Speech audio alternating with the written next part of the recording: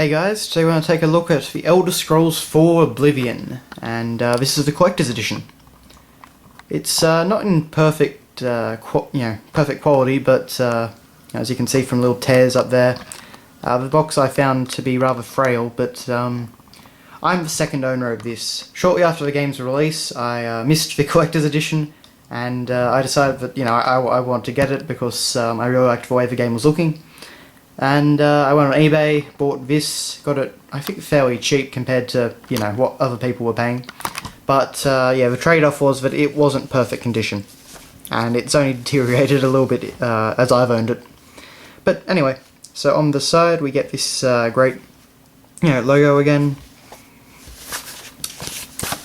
We have it's all very shiny and very high quality, but you get the CG render of the soldier that was on all the trailers, description of the game, next generation graphics. That was very exciting about Oblivion at the time.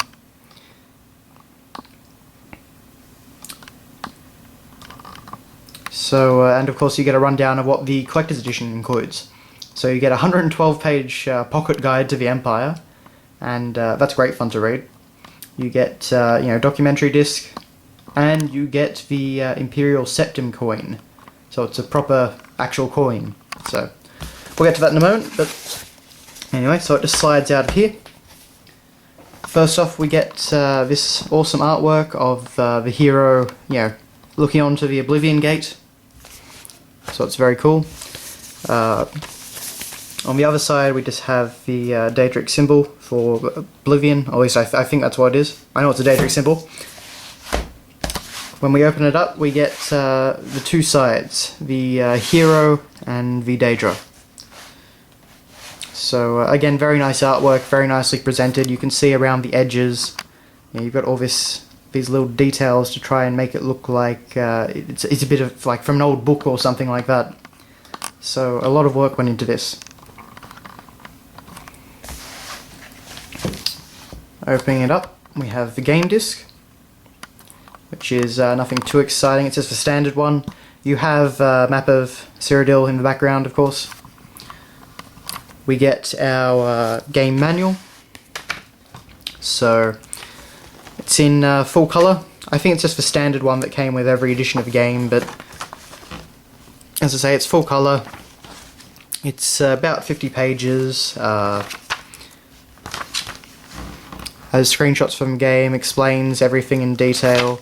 Not too much artwork or anything terribly exciting, but it's a passable guide.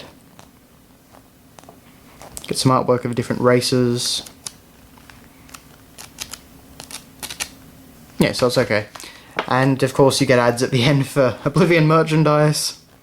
Get the keychain, the cap, the bag, the shirt, and the pen.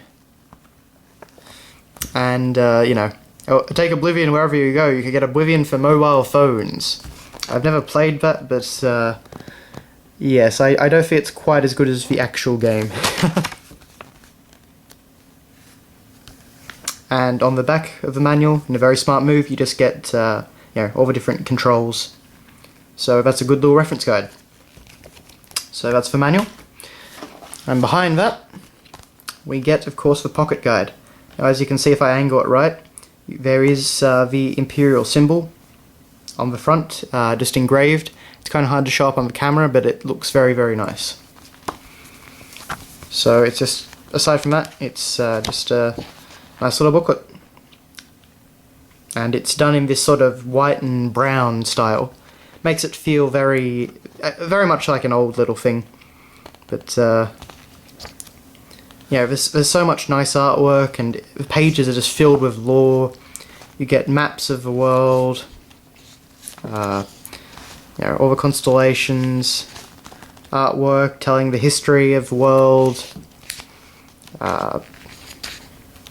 There is so much cool stuff in this guide. It is absolute joy to read. So, I mean, of course, you do have the wiki now, so it's but this is a bit more of a fun way to read it, and you get all the awesome pictures.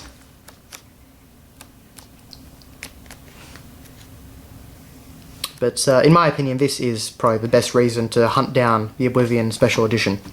Or if you can just find this book, I'd recommend it. I mean, it's 112 pages, so, you know, you're getting your money's worth out of it.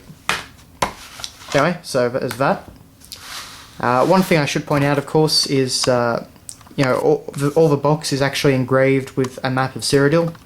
So you get all the different cities and details, which is very, very, very nice. Anyway, moving on. We have our bonus materials disc, which you can see here. Again, it's just got the map of Cyrodiil, but it's a bit darker. And of course, there's bonus materials on it. So I don't really remember too much of, you know, how good the documentary was, but I'm sure, you know, I always find this stuff interesting, so I'm sure it's an enjoyable watch. Again, I got this shortly after Oblivion came out, so that's going a while back. Anyway, we have, of course, our little Septum Coin, and as you can see here, it's beautifully detailed. The Empire is law, the law is sacred, and on the other side, the dragon symbol. Praise be Akatosh and all the divines. So yes, that's a very nice little piece for your collection. I have a friend who's always trying to steal that off me. So, yeah.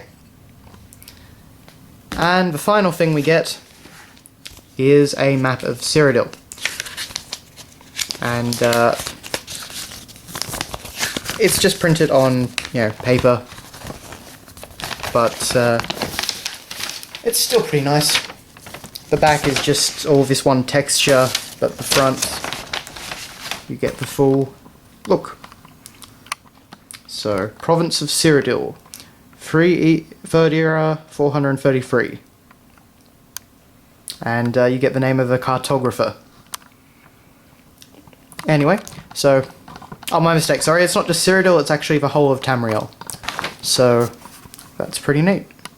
And the Imperial City is in the heart of it all. So yeah, that's that. And that brings us to the end of the Oblivion Collector's Edition package. It's a very, very nice package, and if you can find it for a reasonable price, I definitely suggest you track it down if you're a fan of the series. So, yeah. Anyway, so thanks a lot for watching, guys, and see you later.